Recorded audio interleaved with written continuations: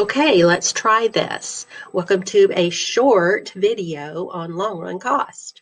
So remember in the long run that a firm can change all its input amounts, all land, labor, capital, entrepreneurship, including the plant size. So in the short run, plant size is fixed.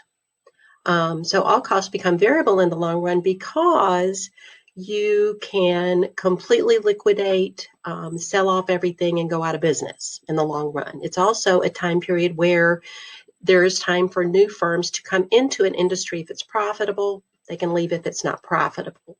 So let's take a look at first at those short run curves. If we go to the next slide, maybe. Yes, here we are.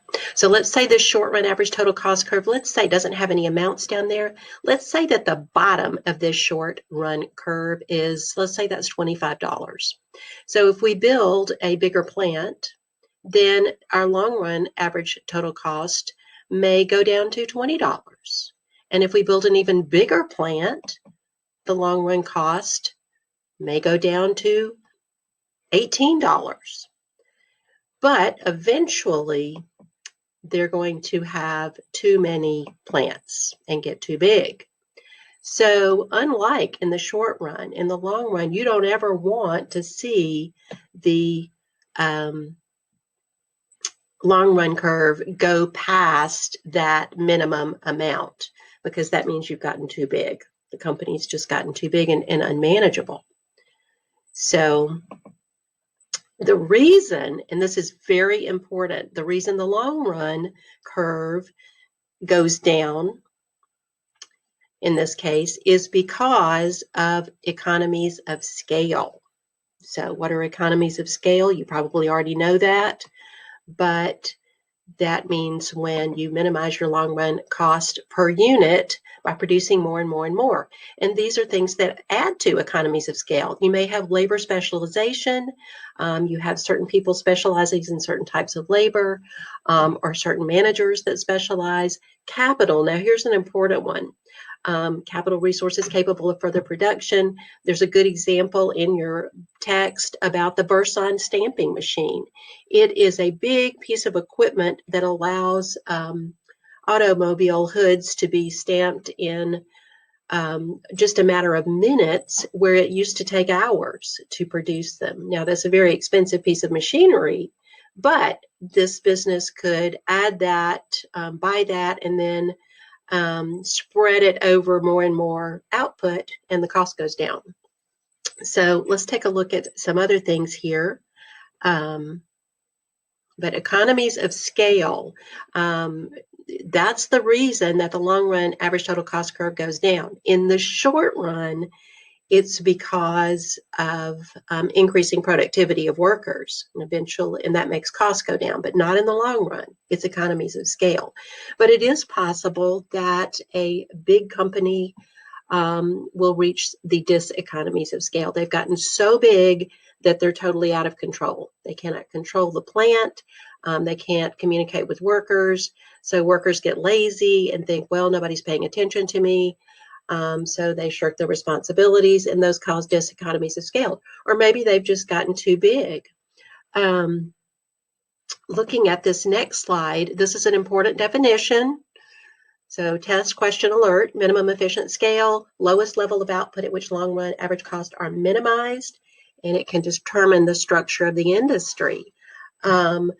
Looking at, we're going to skip over and look at the an example of where a long run cost curve might look like this. A company, let's say, benefits from economies of scale, but it may reach a point where they have constant returns to scale. Good example of this is the banking industry. A bank may add branches, and when they add the branches, they get more customers. So they're benefiting, they're getting really constant returns to scales. They build another branch, they add more customers, so their costs don't really go up in total, but they still could reach a point where they get to this diseconomies of scale here on the right. And we've seen that happen. You've seen bank branches close. They just had too many. Bank of America closed in Joplin. Commerce Bank in Joplin used to have 4 branches. Now they only have 2. So it is possible that they reach that diseconomies of scale. That means they cut back. They have to, because their costs are going up and getting out of control.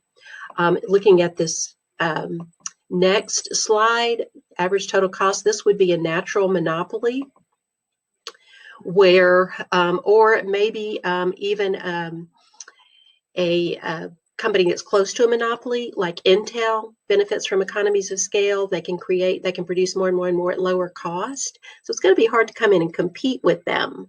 Now, they never want to reach the point where their long run costs go up. They've just gotten too big and too inefficient. So, they don't ever want to see that happen. And get to where that long run cost curve's going up. It's inevitable in the short run. As workers become less productive. But in the long run, it shouldn't happen. Nobody ever wants to get to that point. So let's look at it. Maybe a small retailer, those economies of scale may be used up fairly quickly. And then they reach the minimum efficient scale, the lowest level of output. And then their cost may start to go up again, and they've reached those diseconomies of scale. So that, again, no company ever wants to see that happen. Some good examples of that, again, the Burson stamping machine, you might take a look at that one. Another great example, and I did put some notes on long run cost in your PowerPoints after, or in your course documents right after the PowerPoint chapter 9. But some other great examples, Toyota in the early 2000s broke their rule. They had never built a new car in a new plant with new workers. And when they started doing that, they started having recalls, and they ended up with their first loss in 60 years when they did that. It was too inefficient. Ford Motor Company thought, oh, the Model T is so great, we're going to build a bigger plant, build the Model A. Didn't work out. They lost money on everyone they sold. There were some 75,000 workers in that plant. I mean, how are you going to control that, especially before cell phones? So they just got out of hand. Another great example out there, you've all heard of Twinkies. Everybody's familiar with those. That company, I'm blanking out on the name of it now, but they just kept buying more and more bakeries, buying out other competitors, and they ended up with so many different collective bargaining agreements, so many different routes, that they started to lose money. And it was Hostess Bakery, and they filed for bankruptcy. Fortunately, somebody bought out Twinkies, and we still have them. So they're still available out there. But in the long run, again, very important here, long run costs go down because of economies of scale. In the short run, the costs go down because of productivity increases. And then they reach law of diminishing returns. Is when those costs start to go up again. Not in the long run. In the long run, it's diseconomies of scale. So I hope that's clear. And make sure you look at your notes in course documents.